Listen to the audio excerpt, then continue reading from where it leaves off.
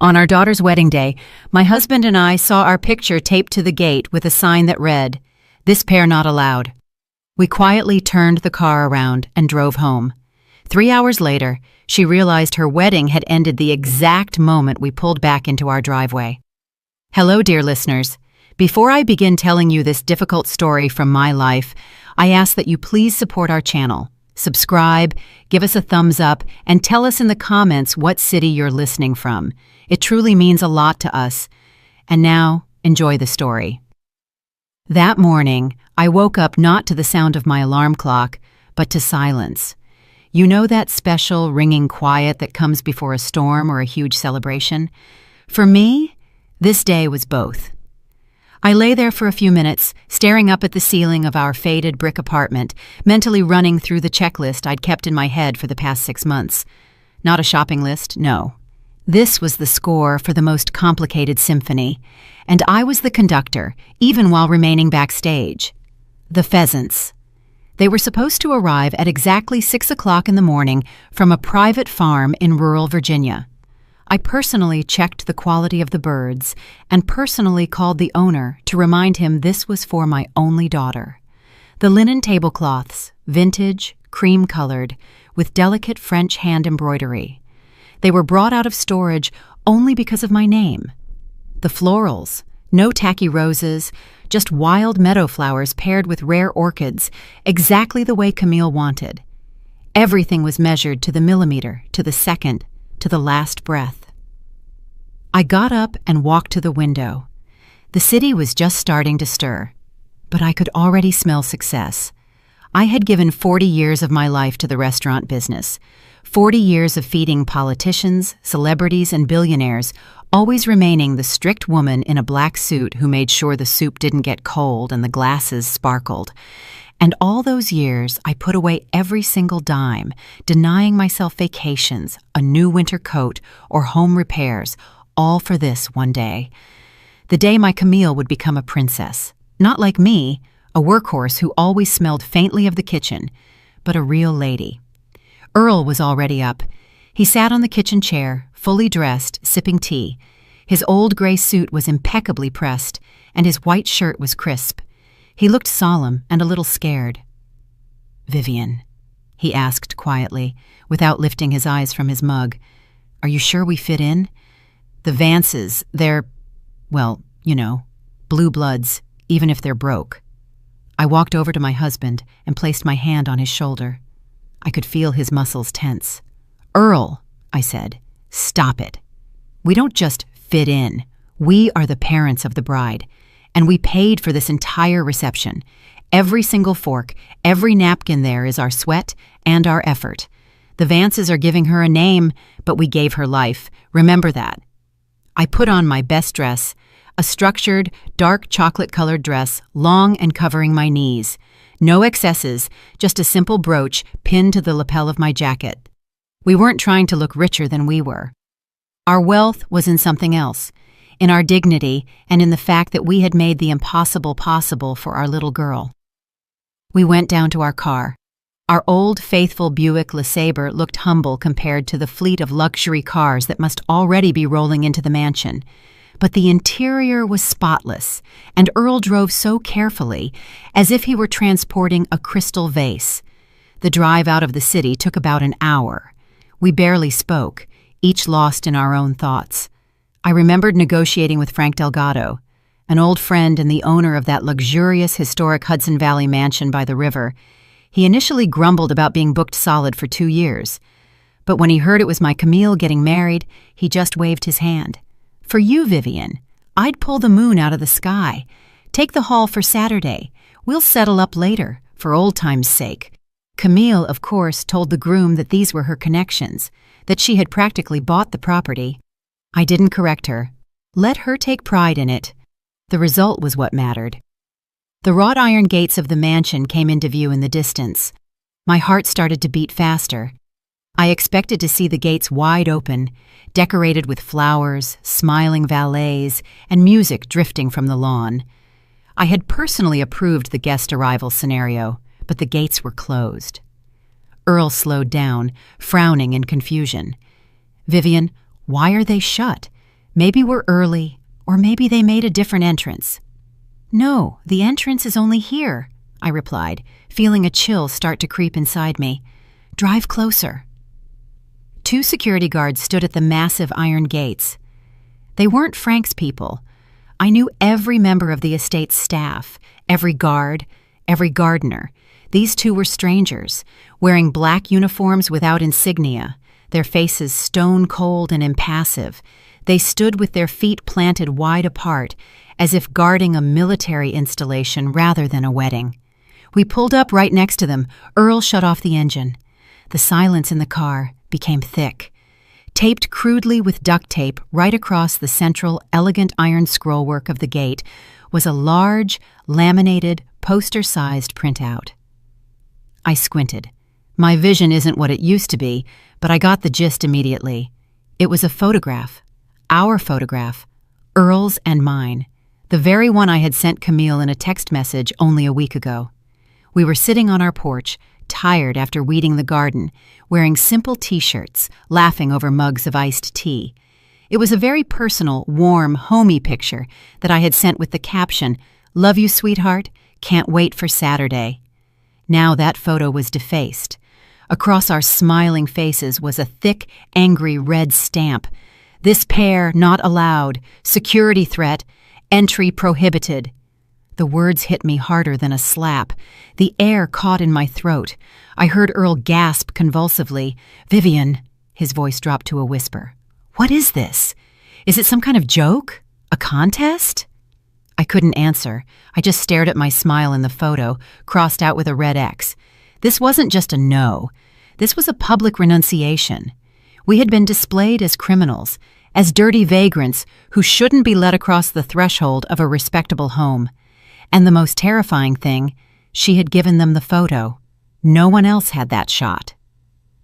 One of the guards lazily approached the car, not even bothering to bend down to the window. He just tapped his baton on the hood and gestured for us to turn around. "Time to go." My gaze slowly traveled upward, past the gates, to where the facade of the mansion was visible through the linden trees. There, on the second floor, was a balcony overlooking the driveway, and I saw her. Camille stood at the railing. She was wearing that dress, the one we had spent all our savings on for the last 5 years. The finest lace, 1,000 pearls. She looked magnificent. Next to her stood a woman in a wide-brimmed hat, Alberta Vance, the groom's mother. I expected my daughter to see us, to see that shameful sign, and rush out, start yelling at the security guards, tearing the filth down. I waited for a look of panic, of confusion. But Camille was smiling. She was looking right at our car. She saw us. She saw the sign, and there was not a trace of embarrassment on her face. On the contrary, it was a smile of relief. She said something to her mother-in-law, pointing at us with an elegant movement, and Alberta nodded approvingly, covering her mouth with a lace handkerchief to hide a giggle. And then my daughter, my Camille, for whom I'd stood over a stove for 40 years, raised a glass of champagne. She saluted us. Or rather, she was toasting the fact that the problem of having common parents had been solved so efficiently, to the fact that we wouldn't be an eyesore to her aristocratic guests with our cheap suits and plain faces. She took a sip and turned away, returning to the party we paid for. I didn't cry. Tears are just water. But in that second, everything in me froze, hardening into dry, sharp ice. It was a strange feeling. Not pain, but a sudden absolute clarity. It was as if someone had wiped condensation from a window, and the world outside wasn't festive and bright, but gray and sickeningly sharp. I put my hand on my husband's forearm. Beneath the thin fabric of his jacket, his muscles were vibrating with a small, wretched tremble. He looked at his daughters retreating back, at the closing balcony doors, and his face aged right before my eyes. The wrinkles deepened, as if carved by a knife. "Earl," I said softly. My voice was steady, like the beat of a metronome. "Turn around." He blinked, tearing his gaze away from the mansion with effort. "Vivian, but what about... Maybe we should call someone? Maybe it's a mistake?" "There is no mistake." I squeezed his arm a little harder, pulling him back to reality.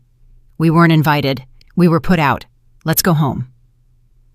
Earl inhaled convulsively, shifted into drive, and our Buick LeSabre slowly traced an arc in the gravel before the closed gates. The guards didn't even look after us. To them, we were just trash that the wind had swept off the road. The drive back was agonizing. We traveled in complete silence. The radio was off. Earl stared straight ahead, gripping the steering wheel so tightly his knuckles were white. I stared out the side window at the blurring trees and the sun-drenched fields, which now seemed fake to me, like the gilt on cheap jewelry. One thought kept spinning in my head. This wasn't a spontaneous decision. The sign was laminated. The security guards were briefed. Camille had been planning this for weeks, maybe months. While I was choosing napkins, while Earl was counting out his retirement savings to pay for the orchestra, she already knew we wouldn't be there. We were only needed as a wallet to be discarded the moment it emptied. She wasn't just ashamed of us. She had annulled us. Somewhere halfway back to the city, Earl suddenly choked back a sob, a single short, dry sound. "Why, Viv?" he asked, using the nickname he'd only called me when we were young. We did everything for her." "Don't ask," I cut him off. Pity was dangerous right now. If I started pitying him or myself, I would shatter, and I needed to remain whole. I needed to act. I opened my handbag, my old worn leather bag. At the bottom, under a pack of tissues and my glasses case, lay an item I hadn't taken out in maybe 2 years, my little black book. It was a thick notebook bound in faux leather, swollen with tucked-in business cards and scribbled notes. My entire life was in it. 40 years of work. The phone numbers of the best caterers, restaurant owners, chefs, florists, and of course the maitre d's. That book held more than just contacts. It held debts. People I had helped start their careers, people I had saved from being fired. People who knew that if Vivian Carmichael called, the matter was serious. I flipped through the pages, looking for the letter P. Paul. He was the head steward at the wedding right now, the senior floor manager overseeing every move the waiters made. 15 years ago, I had hired him, a college kid, to wash dishes in the Waldorf Astoria's banquet hall. I taught him everything: how to uncork wine without spilling a drop, how to calm a drunk guest, how to hold your back straight even when you're collapsing from exhaustion. He used to call me Mama Vivian. I dialed the number. The phone rang long and slow. I imagined the hustle and bustle at the mansion, the guests seating themselves, anticipating the first toast. "Hello, Vivian Carmichael." Paul's voice was breathless but cheerful. "Are you on your way? We're running a little behind with the seating chart. Alberta Vance caused a scene about the place cards, but I fixed it all. We're just waiting for you and Earl." I looked at the road. We were entering the city limits. The gray brick apartment complexes surrounded us, pulling us back into our familiar world. "Paul, listen to me carefully," I interrupted him. My tone was the same one I used to use when scolding him for dirty cuffs, icy, and brooking no argument. "We won't be coming." "What?" He was bewildered. "What do you mean you won't come? Did something happen? Did the car break down? I'll send a driver right now." "No, Paul. Listen and don't interrupt. The sponsor has left the project." "What? Which sponsor?" He didn't understand. He was still in party mode. "Me," I said harshly. "I am the sponsor of this banquet. I am the client. I am revoking my presence and my obligations." Silence hung in the receiver. I could hear the background sounds of the party. Laughter, glasses clinking, the distant sound of a violin. That world only existed because I paid for it. "Vivian Carmichael." Paul's voice wavered. "I don't understand." He was a smart boy. He was starting to get it. "Do you remember Section 4.2 in our standard service contract? The one we drafted for corporate clients?" "Client refusal of presence," he muttered automatically. "Exactly. In the event of the client's absence from the event, the service format changes. Paul, switch the banquet to commercial mode." "But Vivian Carmichael, there are 200 people. There's the caviar, the pheasants, the wine alone. $8,000 worth is already open." Starting this second, I enunciated every word, looking at my hands resting calmly on my lap. Everything served on the tables must be paid for on the spot. The sponsor is gone. The open bar is over. Kitchen, stop. Alcohol, stop. Any order goes through the register only. They'll kill me, Paul whispered, horror in his voice. They won't kill you, I assured him. You're just doing your job. Tell them the client's account has been frozen. And Paul. The wine from the special reserve. The cases I brought personally yesterday. Lock the cellar. Put the key in your pocket. That is my private property, not part of the catering. Understood, he replied in a different tone, the tone of a professional who had received a command in a crisis. Switching to cash and carry mode. Should I announce it to the guests? No, let the surprise be gradual. Start with the servers. Have them stop circulating the appetizers. I pressed the end call button. The phone screen went dark. I put it back in my purse and snapped the clasp shut with a loud click. Earl looked at me. His eyes held fear mixed with admiration. What did you do, Vivian? I just stopped being a mother, Earl, I answered, staring ahead at the gray asphalt. And I became who they think I am, a service provider. And service providers, as we know, only work for money. The phone in my bag didn't ring. Not yet. I knew it would take another 20 minutes before the wave from the stone I'd thrown into the water reached the shore. Meanwhile, at Frank Delgado's mansion, as I had predicted, a very different scene was unfolding. I didn't see it with my own eyes, but 40 years of experience allowed me to reconstruct the events with perfect timing. I knew the rhythm of a banquet. I knew how the room breathed. The guests had taken their seats at tables set up in the garden under the canopy of ancient trees. A pristine white tent shielded them from the sun. A light breeze stirred the edges of the tablecloths. The orchestra played something light and unobtrusive, Vivaldi or Mozart. Camille was seated at the head table next to Julian. She was glowing. She felt like a queen who had successfully executed a palace coup. Her parents were gone. The embarrassment was eliminated. Around her were only her people, the high society folk she longed to be a part of. Alberta Vance, adjusting her massive necklace, must have tapped her fork against her glass already, demanding attention for the first toast. But something went wrong. The waiters, my boys and girls, trained to automatic perfection, should have been gliding silently between the tables right now, pouring champagne and offering canapes with caviar. But they were moving differently. Strange, jerky. They froze. Paul, having received my call, didn't waste any time. He crossed the floor with a brisk stride, issuing short commands into his earpiece on the fly. The senior servers nodded, their faces turning serious. The smiles vanished. Trays of appetizers that had already been lifted were lowered back onto the side tables. "Excuse me, ma'am," a young server said politely but firmly, pulling a bottle of expensive champagne right out from under the nose of Julian's portly uncle, who was reaching for it. Technical pause. The music abruptly stopped. The violinist lowered his bow, looking confusedly at the conductor, to whom someone had whispered something. In the silence that followed, the clinking of cutlery sounded especially loud and out of place. Camille frowned. She looked around, searching for Paul. "Hey!" she called out, snapping her fingers. That gesture always irritated me. You snap your fingers for a dog, not a maitre d'. "Why is the music silent? Where is the wine? Our guests have empty glasses." Paul approached the head table. He was immaculate in his tuxedo, but the servility Camille was used to seeing was gone from his eyes. He looked at her the way you look at a customer whose credit card has just been declined. "Madam," he said dryly, "not Camille or Mrs. Vance, but a flat, impersonal madam. We've encountered a difficulty accessing the alcohol reserve." "What difficulties?"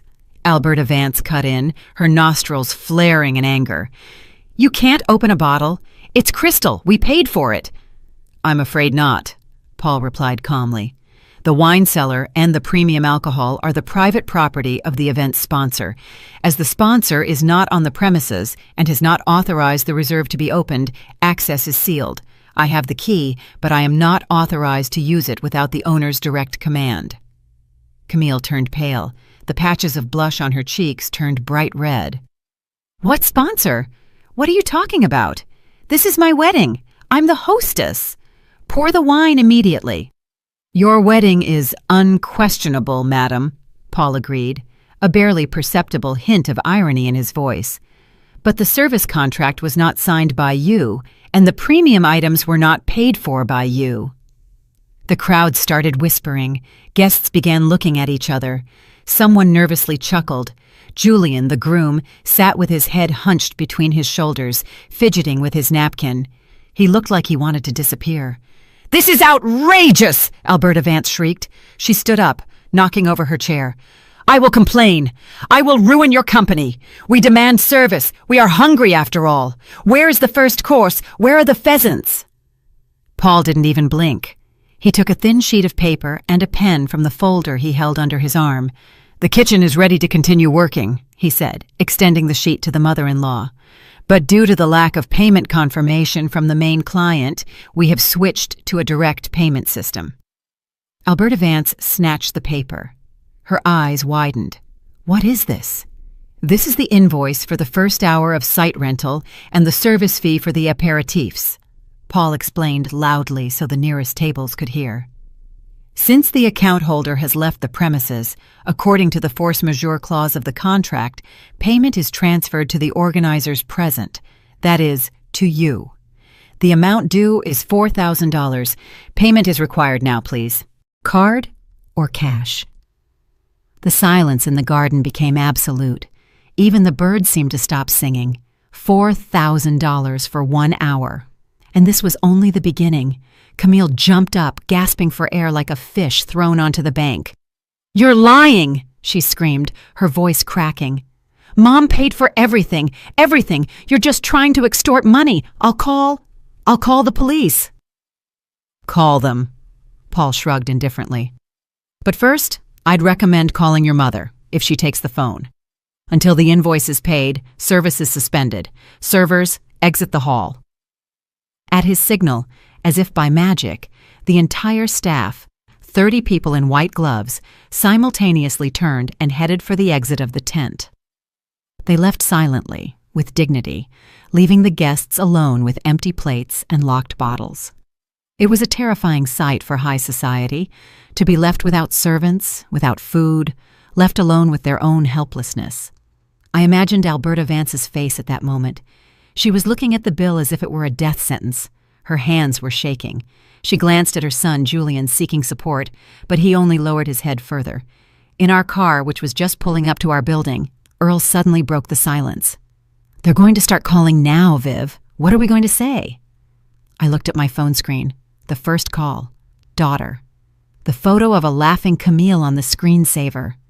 "Nothing," I replied, swiping my finger across the screen and tapping decline.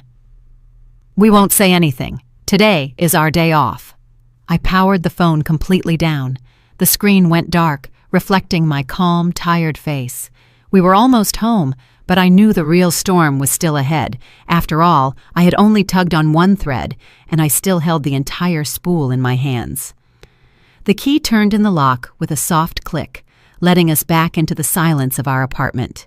Here in the hallway, it smelled of old books and dried mint, the scent of our real life, the one Camille had tried so hard to erase. Earl and I walked in without taking off our shoes, like guests in our own home. He sank onto the ottoman in the entryway, slumping, and buried his face in his hands.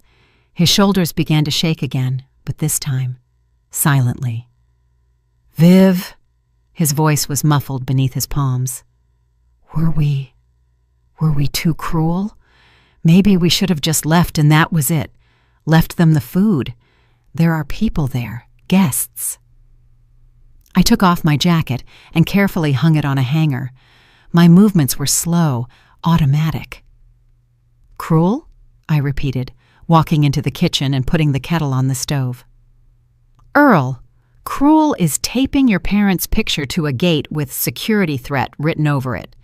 Cruel is being ashamed of your father's hands, which worked 2 shifts to pay for tutors. We're just restoring balance." The kettle started to whistle. I took out 2 mugs, our favorites, the ones with tiny chips that Camille always suggested we throw out. But the mansion, Earl raised his eyes to me, full of confusion. Camille told everyone it was her dowry, that we bought it for her. I froze, the jar of tea leaves in my hands. There it was, the core of the lie. She said a lot of things, I said quietly. She told the Vances that we gave her the estate, that the title was in her name. Earl's face went white. Lord, if they find out, they'll find out. I tossed a pinch of tea into the pot. Right now, they will. I walked over to the landline phone hanging on the wall. My cell was off, but only one important person knew this number, Frank Delgado. I dialed his private number.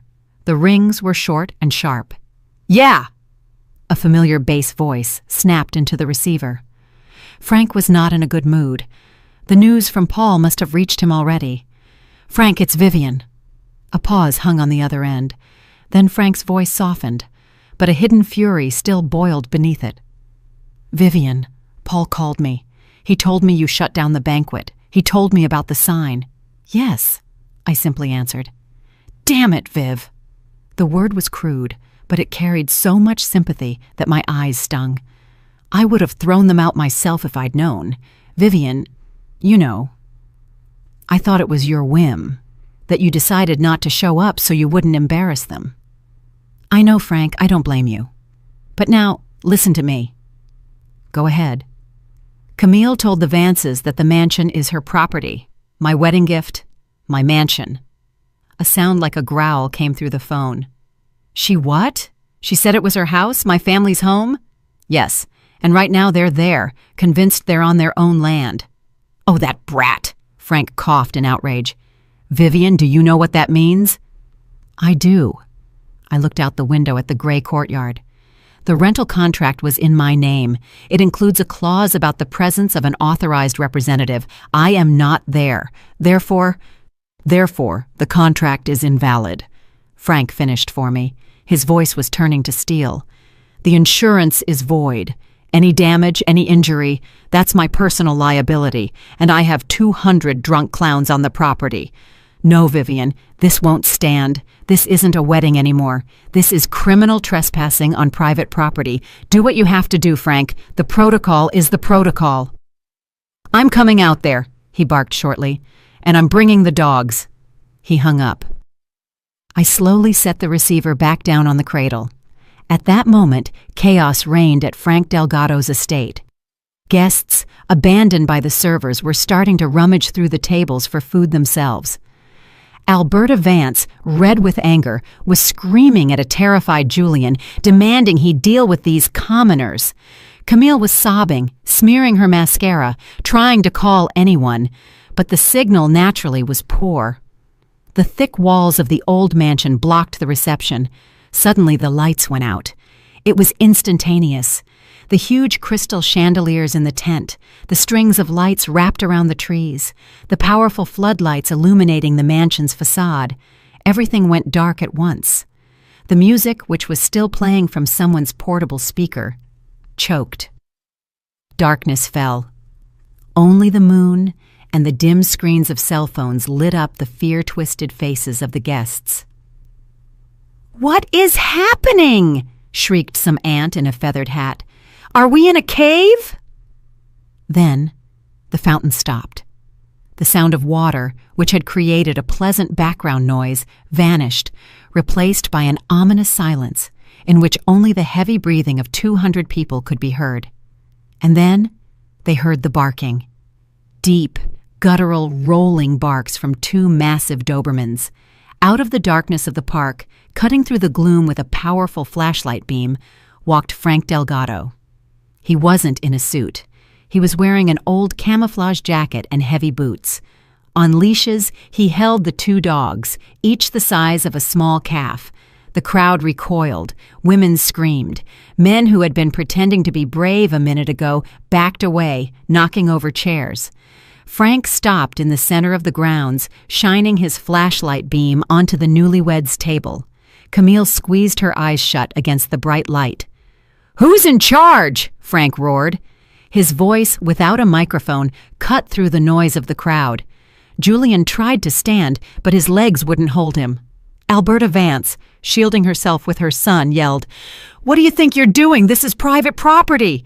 We're calling the police. Get those dogs away." Frank smirked. In the light of the flashlight, his smile looked chilling. "Private property?" he repeated mockingly. "That's right. This is my private property. And who are you?" "This is my daughter-in-law's home," Alberta declared, pointing a finger at Camille. "She's the owner." Frank moved the beam of light to Camille. She was huddled into a ball, shaking. "Is that right?" he asked gently, the way a python asks a rabbit. "Camille, sweetheart, tell them. Tell them whose house this is." Camille was silent. She couldn't squeeze out a word. "Speak!" Frank yelled, and the dogs backed him up with a growl. It's a rental," she whispered, barely audible. "Louder!" Frank demanded. "It's a rental!" she screamed, breaking into hysterics. "We're just renting it. It's not my house." The crowd gasped. Alberta Vance froze, her mouth open. She slowly turned to her daughter-in-law. "What?" she hissed. You lied this whole time?" "The rental contract is terminated," Frank announced, not giving them time to react. "Due to a gross violation of terms and the absence of the contact person. You have 30 minutes to get off my property. In 30 minutes, I'm letting the dogs off the leash. Time starts now." He ostentatiously checked his watch. The panic that gripped the guests was indescribable.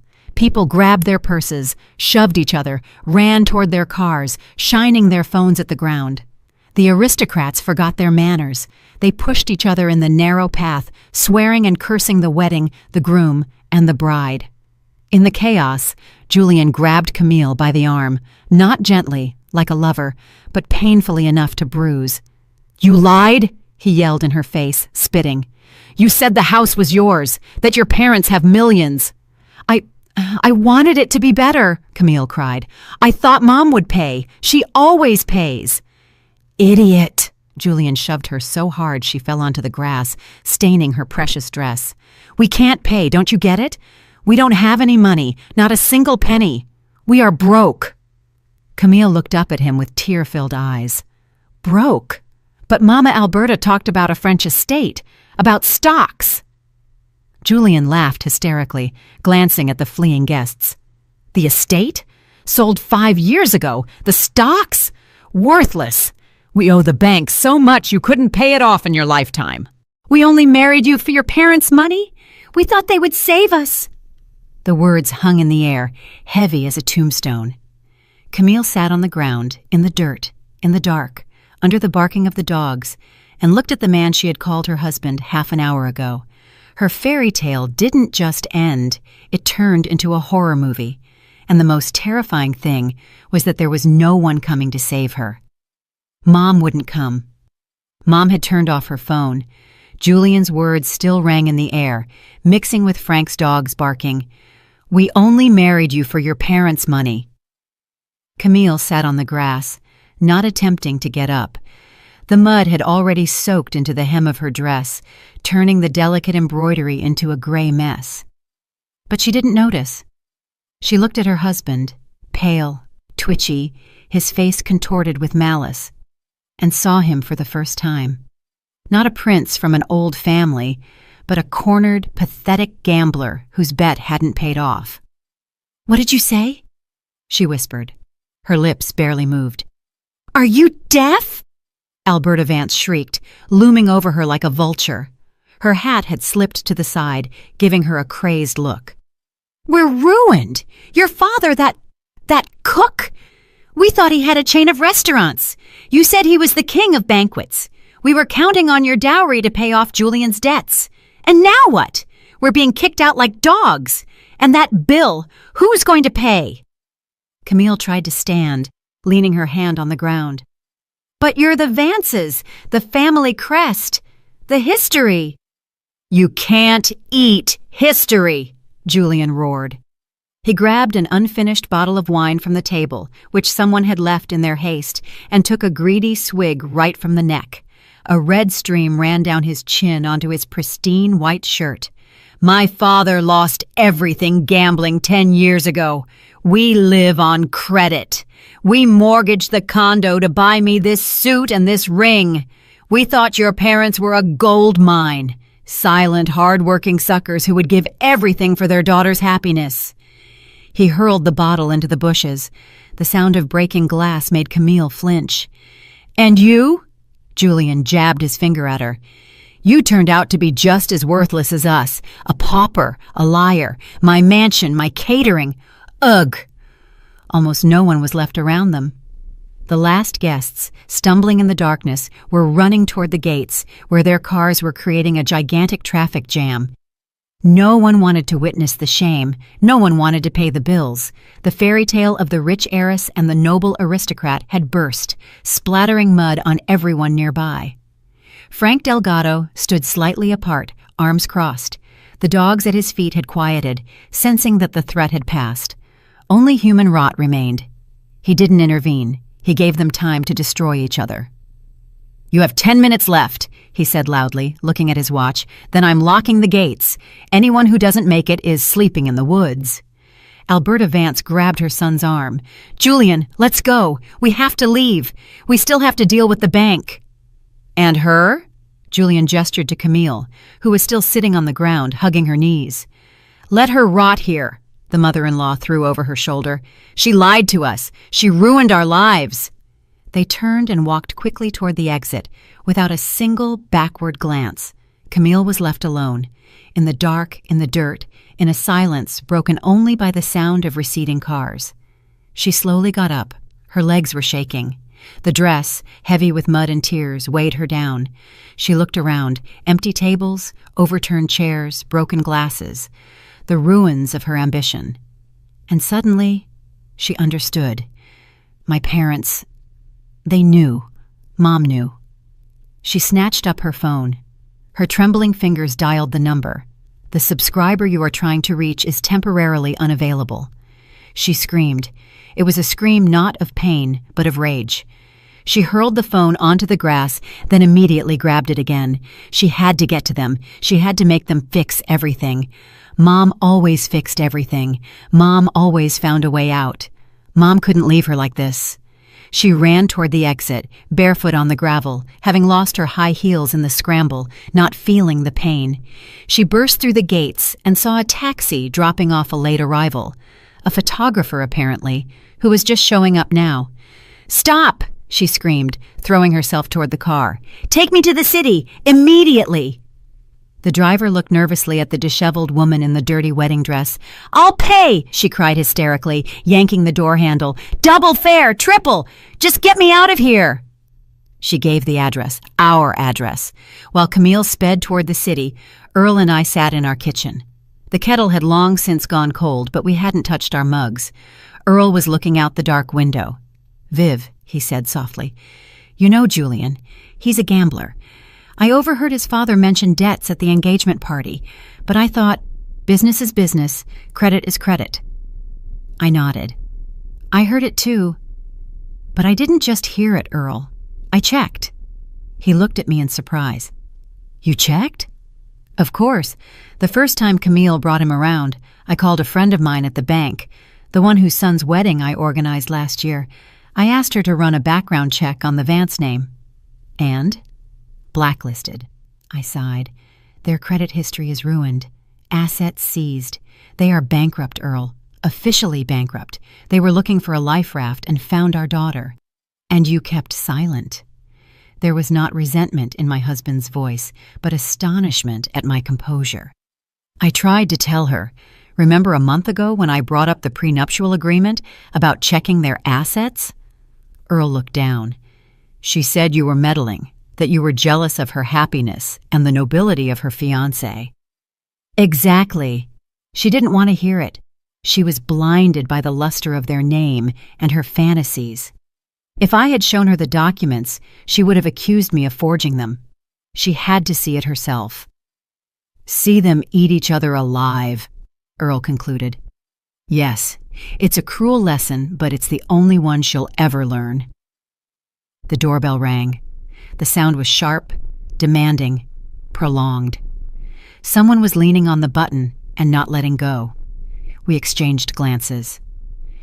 "It started," I said, getting up from the chair. I smoothed down my house dress, ran a hand through my hair. I was ready. "I'll get it." Earl also stood, but I stopped him with a gesture. "No, sit. This is my conversation." I approached the door. I could see Camille's distorted face through the peephole. She was alone. Julian and his mother must have fallen behind or gone somewhere else to lick their wounds, but I knew they would come too. Greed would bring them here. I didn't open the door right away. I put the security chain on first, then turned the lock. The door opened 5 inches. "Mom!" Camille shoved her shoulder into the gap, trying to widen the space, but the chain tautened with a clang of steel. "Mom, open up! Let me in!" She looked awful. Mascara ran down her cheeks in black streaks, her hair was matted, her dress was torn, but there was no remorse in her eyes. There was only fear and entitlement. "Mom, do you know what happened out there?" she screamed, seeing my calm face in the doorway. "Frank let the dogs loose. The guests ran off. Julian dumped me. They're bankrupt, Mom. They're poor." "I know," I replied calmly. Camille froze. She stopped pushing on the door and stared at me through the gap. You knew?" "Yes. And you let it happen?" Hysteria flared in her voice again. "You knew and stayed silent? You ruined my life on purpose." "I didn't ruin your life, Camille. I simply stopped paying for your illusions." At that moment, the elevator noise sounded in the hallway. The door slid open, and Julian and Alberta Vance rushed out. They looked no better than Camille, disheveled and out of breath. They had apparently decided they had nothing to lose and had come to demand compensation.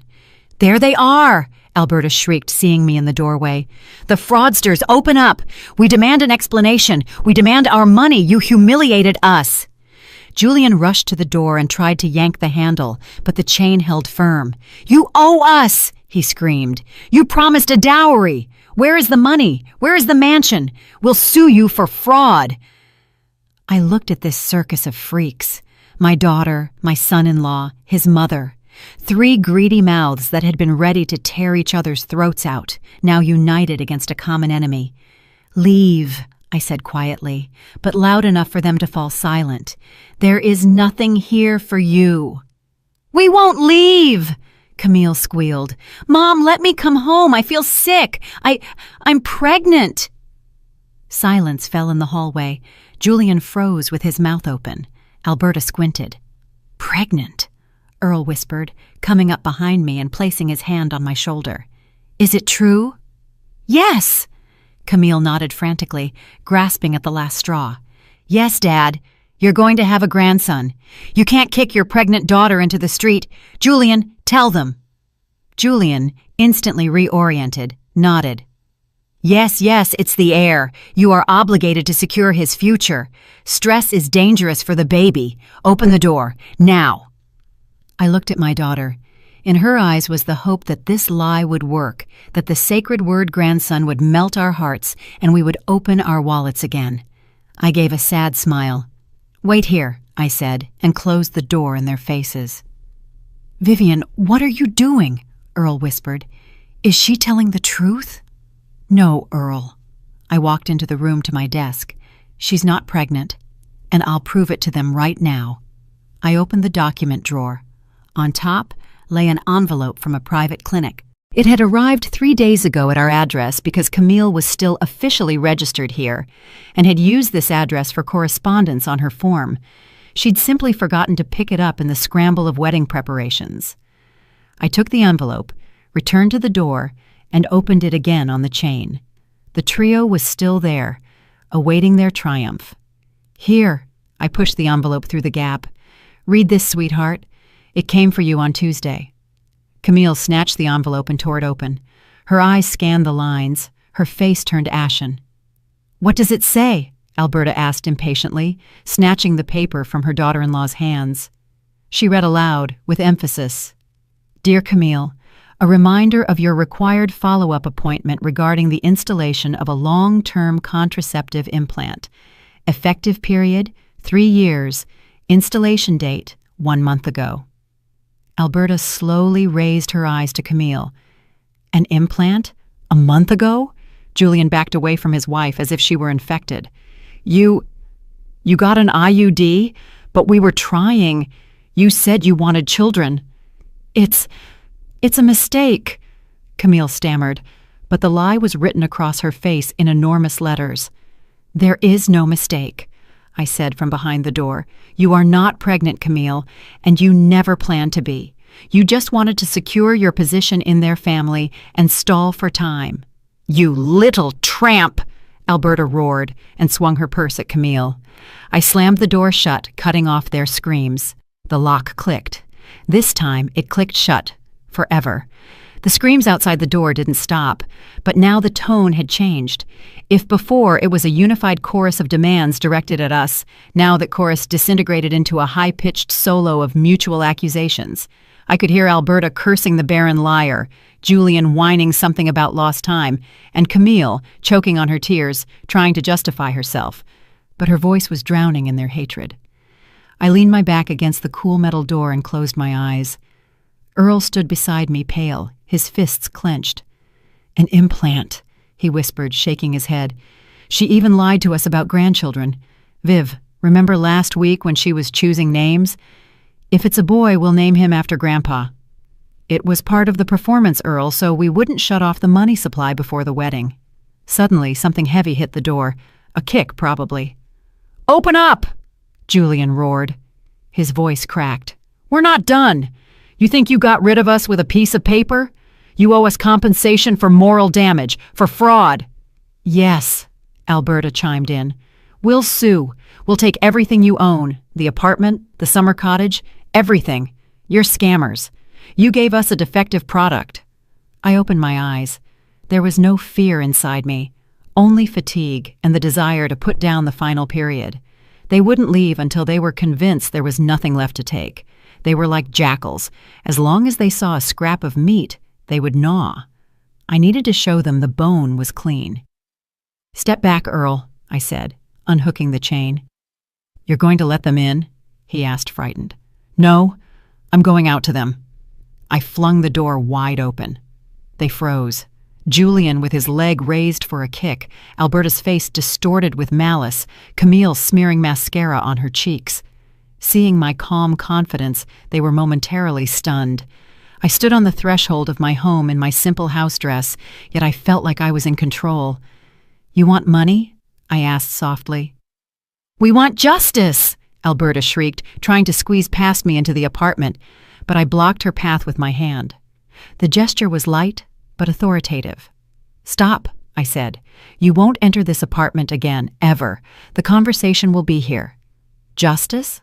I gave a wry smile. Fine. Let's talk about justice. Julian, your debts total $1.5 million. I saw the bank statement. Your mother mortgaged her family jewels back in '98. You are broke. Julian turned pale, his eyes darting back and forth. Where did you get that? Slander? They are facts. And now, about my wealth, which you were counting on. You demanded a dowry, I continued, unrolling the paper. Camille told you there was a large sum in her account, a nest egg we'd saved all our lives. Yes! Camille screamed, raising her tear-stained face. You promised. You said you would transfer the money on the wedding day. Where is it? If you transfer it now, Julian will forgive me. We can start over. She looked at me with such pitiful hope that it almost physically hurt. She was ready to buy that scoundrel's love with our money. The money was there, I nodded. $50,000. Everything your father and I saved over 40 years, denying ourselves everything. The sale of your grandmother's condo, my pension savings, my side jobs, everything was ready for the transfer. The transaction was scheduled for today for exactly 12 o'clock noon. Julian's eyes lit up with avarice. Then transfer it.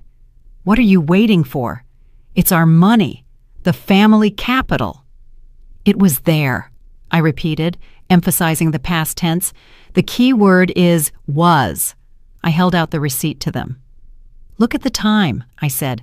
4:30 p.m., exactly half an hour after we drove away from your wedding gates. Julian snatched the receipt. Alberta and Camille clustered around him. "Hospice Aid Charity Fund," Julian read in a trembling voice. "Amount $50,000. Status executed." A deathly silence hung in the air. You could hear the light humming in the hallway lamp. "What is this?" Alberta whispered, not believing her eyes. You gave the money to a hospice?" "Yes," I answered. "An anonymous donation, non-refundable. The money is already gone from the account. We don't have it, and neither do you." "You're insane!" Julian screamed, crumpling the receipt and throwing it on the floor. "You old lunatic! You burned $50,000? Just like that?" "Not just like that." I looked him straight in the eye. "I bought my freedom and my husband's freedom with it. We are no longer the cash cows for your greed." Camille slid down the wall onto the dirty communal floor. She understood. Now she understood completely. The money was gone. The mansion was gone. The dowry was gone. All that remained were her husband's debts, her mother-in-law's hatred, and the closed door of her parents' home. "Mom," she moaned. "Why?" "For the portrait on the gate, daughter," I answered. "For being ashamed of us, for lying, for wanting to use us and throw us away. We just beat you to it. We threw away that baggage first." "But what about us?" Alberta wailed. "We can't pay for a taxi. We have nowhere to go. The apartment is sealed by the bank." "Those are your problems," I said. "You're aristocrats. Figure something out. Maybe sell your titles. Oh, right. They're worthless." I took a step back into the apartment. "Goodbye," I said. Julian lunged for the door, trying to get his foot in the gap. But Earl, my quiet, calm Earl, suddenly stepped forward. In his hand was a heavy cast-iron skillet, which he must have grabbed from the kitchen. He didn't raise it. He just held it as a weighty argument. "Move your foot," he said quietly, but Julian jumped back as if scalded. I closed the door and turned the lock twice. I secured the chain. We stood in the entryway, listening as a new wave of hysteria rose outside the door. But now it was far away, in another world, a world to which we no longer belonged. Our peace was broken not by their screaming, but by the wail of a siren. It drifted up from the street, cutting through the double-paned windows, and a minute later there was another knock on the door. This was a different knock, official, confident, heavy. "Police, open up!" Earl flinched and looked at me anxiously. I just nodded reassuringly. I had expected this. Our neighbors are vigilant, and the performance in the hallway was too loud even for a Saturday night. I opened the door. 2 police officers stood on the threshold. Young guys in uniform, tired and clearly annoyed by the call. Behind them, pressed against the wall, stood our guests. Julian looked like he'd just been in a brawl. Alberta Vance tried to maintain the remnants of grandeur, adjusting her crooked hat, and Camille just sat on the steps, covering her face with her hands. "Ms. Carmichael?" the senior sergeant asked, looking at his tablet. "We got a call about a breach of the peace. Neighbors complaining about screaming and threats." "Yes, this is my apartment," I answered calmly. "And these people," I nodded at the huddled trio, "were trying to force their way into my home against my will. They threatened violence and tried to extort money." "That's a lie!" Alberta shrieked, stepping forward. "We're family. They're my daughter-in-law's parents. They stole our property. They're scammers. Officer, arrest them. They stole the money promised by the marriage agreement." The officer sighed wearily. Family disputes are the least favorite kind of call for any patrol officer. "Ma'am, calm down. What agreement? Do you have documents?" "A verbal agreement," Alberta stated. "They promised a dowry, $50,000, and now they say they gave it to some fund. It's theft." The sergeant looked at me. Sympathy was visible in his eyes. He must have already noticed the contrast between the calm, elderly couple in the doorway and the hysterical woman in the hat. "Do you have any claims against these people?" he asked me. "I only have one request, officer," I said. Remove them from my apartment building. They are not registered here. They are not invited, and they are disturbing my peace and frightening my neighbors." "But she's my daughter," Camille cried, lifting her head. "Mom, how can you?" "Ma'am," the officer addressed Camille. "Are you registered at this address?" Camille hesitated. "No, I moved out last week before the wedding to register at my husband's place." "Then you have no right to be here," the sergeant cut in. "All right, folks, time to go. Take your $50,000 arguments to court, but don't make a scene here." "We're not going anywhere," Julian insisted. "We have nowhere to go." "You'll go to the station if you don't clear the premises right now." The officer's voice hardened. He placed his hand on his nightstick. "Section 20.1 of the Penal Code, disorderly conduct. We'll file charges." Alberta Vance gave me a look filled with such venomous hatred that the air around her seemed to turn green. "You will regret this," she hissed. "You will die alone, and no one will bring you a glass of water." "I'd rather die of thirst than drink from hands that hate me," I replied. The officers began escorting them toward the elevator. Julian still tried to yell something about lawyers. Camille sobbed out loud, clinging to the railing, but force was not on their side. The elevator doors closed, cutting off their cries. The building fell silent again. The sergeant lingered for a second. "Sorry for the disturbance," he said, touching the brim of his cap. "If they come back, call us immediately. We'll send a unit." "Thank you, son," I smiled. I closed the door. This time, I didn't just lock it.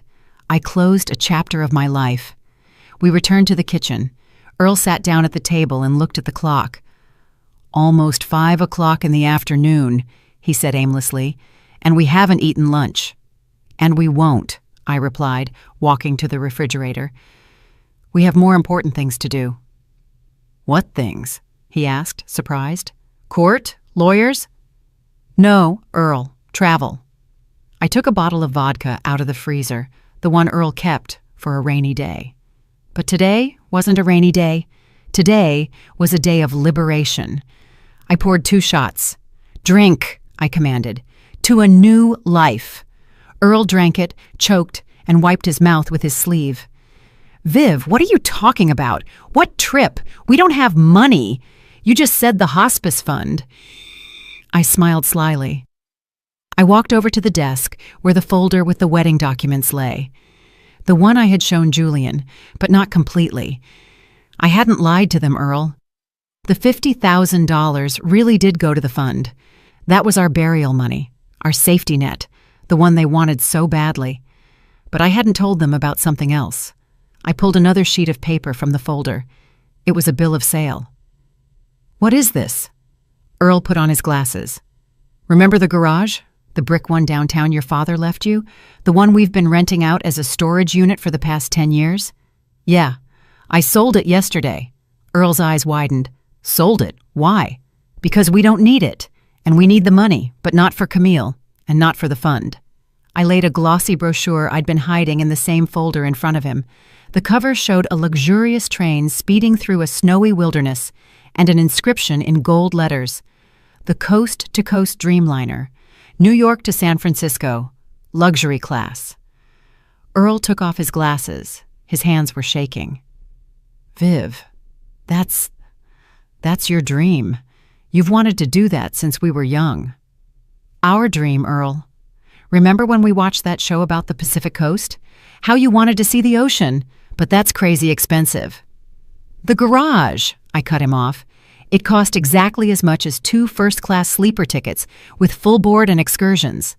Departure is tomorrow at 8 o'clock sharp from Grand Central Station." Earl was silent. He looked at the brochure, then at me, then at his empty glass. A tear rolled down his cheek. "But what about Camille?" he asked softly. "How can we just abandon her? She's going to be destitute." "She won't be destitute," I said harshly. "Grown adults with arms and legs don't become destitute. Let her learn to live. Let Julian go work as a moving man. Let Camille go be a waitress. I started by washing dishes, and the crown didn't fall off my head. It will be good for them. And we, Earl, we've done our part. We raised a daughter. We gave her an education. We tried to give her a wedding. She chose her path, and we will choose ours." I picked up the phone from the table. The screen blinked with a notification. One message from Frank. Mansion is clean. Trash is gone. Your wine is safe in the cellar, waiting for better times. You are a rock, Vivian. I respect you. I smiled. Pack your bags, Earl, I said, feeling an incredible lightness in my body. We don't have much time. The train won't wait. Earl slowly stood up. He straightened his shoulders. For the first time all day, maybe in years, he looked not like a tired old man, but like a man with a purpose. The fishing rods? He asked suddenly, with boyish excitement. Can I bring the fishing rods? We'll be near the Pacific. You can, I laughed. You can bring everything, Earl. Now we can do anything. Night fell over the city like a soft blanket, but in our apartment the lights were on in every window. We didn't sleep, we packed. It was a strange process, fitting an entire life into 2 suitcases. Usually, getting ready for a trip is a scramble of lists and the fear of forgetting something. But now, we moved in a meditative rhythm. We didn't take anything extra, just the essentials. Warm clothes for the mountain winds, comfortable shoes, and medication. Age, after all, was taking its toll. And a couple of books. I took a volume of poetry. Earl took a fisherman's guide. I opened the closet in the hallway to get the travel bag, and my gaze fell on the hanger. Hanging there was that dark, chocolate-colored dress I had worn that morning. It seemed alien to me now, like a costume from a play long since retired from the repertoire. I ran my hand over the fabric. No nostalgia, just a slight surprise. Was that really me? Was I really planning to stand in a crowd of arrogant guests, catching crumbs of attention from my own daughter? The phone rang again.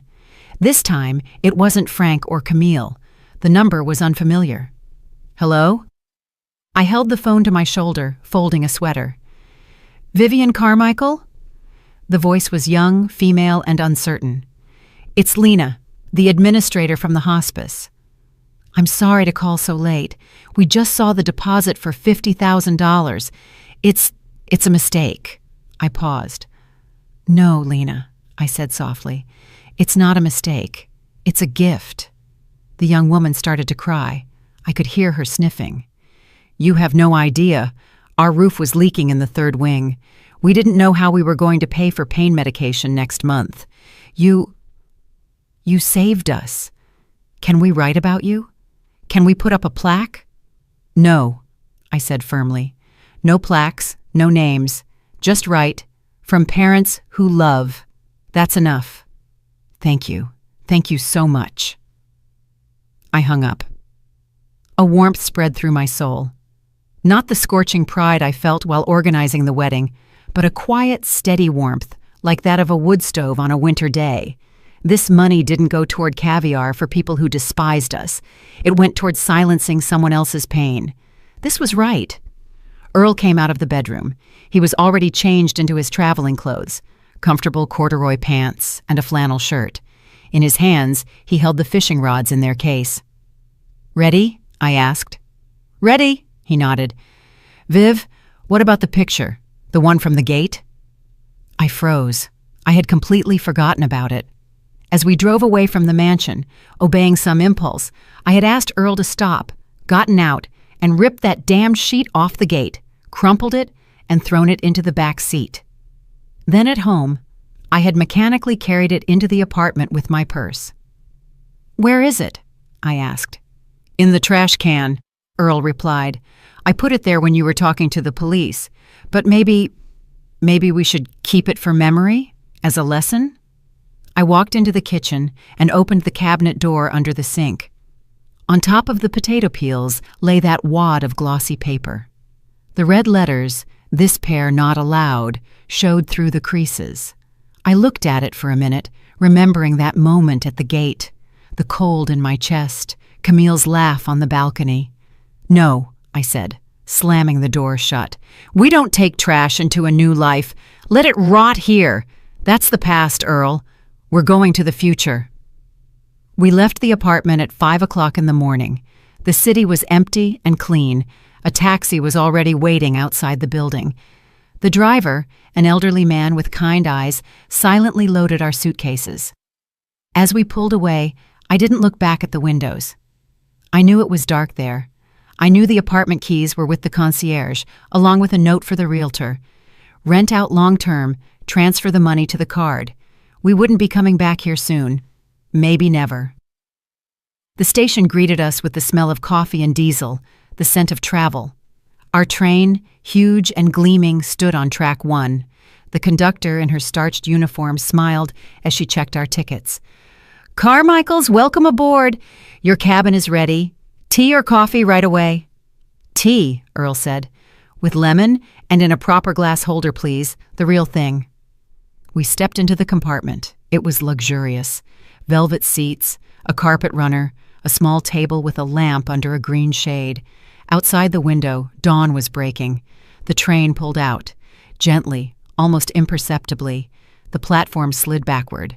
Kiosks, people rushing for commuter trains, the gray bulk of New York City floated past.